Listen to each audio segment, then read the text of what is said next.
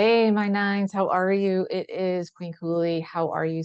Thank you so much for being here. If you are new, welcome. If this is your first time, if you've been with me for a while, welcome. Thank you for being here. I appreciate each and every one of you. I wanted to make a video for you. A couple of things had come up. Somebody had asked me about in a comment, and I wanted to make sure that I addressed it.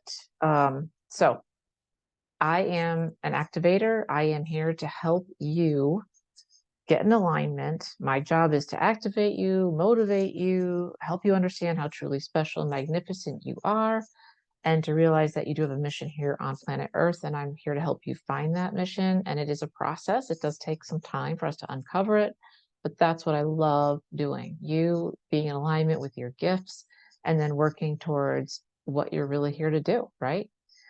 So as a nine, I wanted to read you something. You can still see my face. I'm just gonna flip something here so that I can take a look at it for you. And this is really important. Um, so for the number nine, you guys, you're sensitive to humanity. You have a big heart. You put a big effort into supporting others. You love people. You love the earth. You love to help. But some of the downsides that you experience are you sacrifice, right? So this number is giving to a fault, right? So it feels as if it's fulfilling a responsibility by being there in any capacity for those who need it. But this is a sacrificial mindset. The nine in numerology is so focused on caring for others that it neglects to care for itself, building the foundation for an imbalanced and unfocused life, right? And then throughout the challenges the number nine has endured, it can fall into the mindset that life is suffering. I hope that's not you. Please, if that is you, let's change that because that's not what you're here for. You were not sent here to suffer.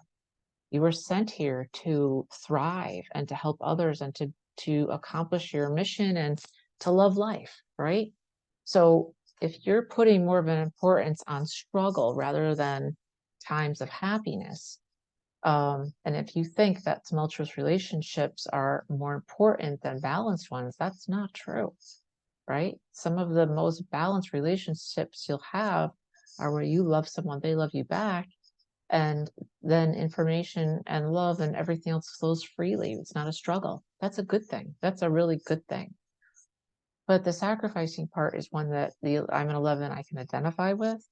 And I wanted just to let you know something important. The sacrificing, right?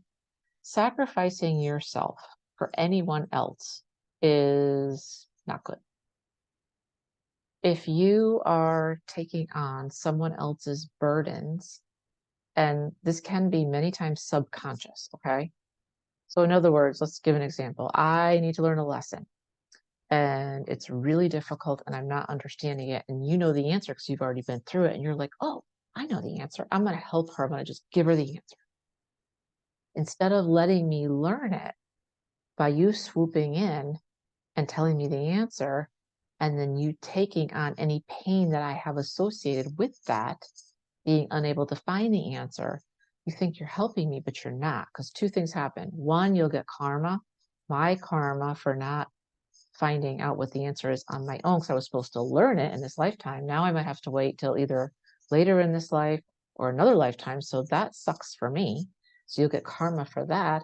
The other part is you're going to feel all of the stuff that goes around with the not fun stuff, the burdens that you've taken from me, thinking you're helping me, but you're really not. You're really not. There's certain things that we're all here to learn. And sometimes we learn them easily. Sometimes it takes us a few times. Sometimes it's years, sometimes decades, and sometimes it's very painful. That's why when you learn a lesson and you help others with it, it's priceless. But the priceless part is especially huge when that person learns it on their own. Now, here's the other part of this.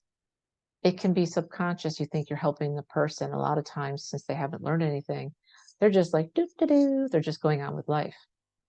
And you're very burdened because you've got your own stuff plus theirs. They don't know that. And they're just walking around like everything's great. So you don't get the recognition that you really want. Also, if it's subconscious and you haven't been able to learn how to let go of it and let it go through you, now you're carrying someone else's stuff. Now you've got a problem because you've got their burdens on you. That blocks you. That doesn't help you because you can only carry so much. As I say in all my other, videos and talking with people, I think of us like batteries. There's only so much energy you have. When you're depleted, that's when you get tired. That's when your energy gets low. That's when headaches can come. You don't feel good. Physical things can happen. And that's your body trying to say, hey, I need help. I need help. I need more sleep. I need better food. I need to drink water. I need to work out. And I need you mostly to get rid of this negativity, right? Don't know how to do that. You need to book some time with me so that I can help you with that. But this is a major, major turning point for you if you've never heard this before. And I did not learn this until, I didn't even know this was a thing until a couple of years ago. I didn't realize this. I was the person I'd swoop in and try to help because I want to help everyone. You're the same way. We want to help.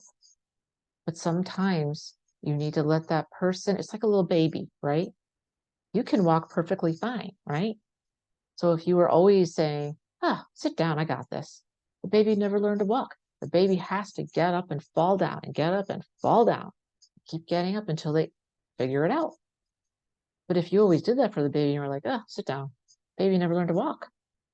Or you've seen a lot of older children who act like babies because they have not had the correct boundaries put in for them. So this is important for you. So if you have noticed, even if it's subconscious, really think about the things that you're carrying inside of you. Are they all yours? Ask yourself the question. Because if they're not, you need to let them go. And even if they are, you need to let them go. Let them go. Okay? And the question that someone had for me was, when we talk about bad people, they were talking about nines, and I think they said like Hitler was a nine or Stalin or something. Listen, and am I going to be a bad person because I'm a nine and Stalin was a nine? Listen, no, everyone's different, right? You can't push anybody else and how they feel and move in the world and what they do onto yourself unless you truly accept it and want to be like another person. So there's good and bad people in every number. It doesn't matter. It's just like there's good and bad people that are of every race and creed and color. They're good and bad. But it's up to you. I don't believe that any number is worse than another. Absolutely not. All right, I hope this helped you guys. If you'd like to work with me, I work with people one-on-one. I also have the Brave Academy if you have a lot of fear in your life, if you're not where you want to be, if you're not taking action, I can help you with that. And I also have a question for you, and the question is, would it be helpful if I put out some content, like as a course, that you could go through on your own? You didn't need me. So you'd order it and you get like a meditations, you get workbooks and things like that. You could consume at your own pace. If that's something you're interested in, please let me know.